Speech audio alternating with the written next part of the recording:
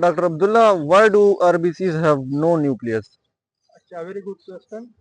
RBC में इसलिए nucleus नहीं होता है। सबसे पहले तो मैं आरबीसी का जो फॉर्मेशन है वो उसके थोड़े स्टेप्स बताता हूँ। आरबीसी में जब बोन मैरो से माइलॉइड सेल से जब बनता है तो मुख्तलिफ स्टेज उसकी होती है।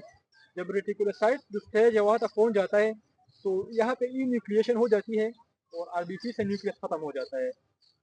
इसकी वजूहत क्या है कि क्यों नहीं होता है, तो दो मेन वजूहत है। एक ये कि आरबीसी का जो मेन फंक्शन है वो जो ऑक्सीजन सप्लाई करता है टिश्यूज की तरफ, तो वो हीमोग्लोबिन के हेल्प के ज़रिए करता है। तो अगर आरबीसी में न्यूक्लियस होता तो हीमोग्लोबिन के लिए स्पेस नहीं होता वहाँ पे, फिर ऑक्सीजन कम सप्लाई होता टिश्यूज की तरफ। तो इसी वजह से न्यूक्लियस इसलिए नहीं है ताकि ज़्यादा हीमोग्लोबिन आरबीसी में हो और ज़्यादा से ज़्यादा ऑक्सीजन सप्लाई हो टिश्यूज की तरफ।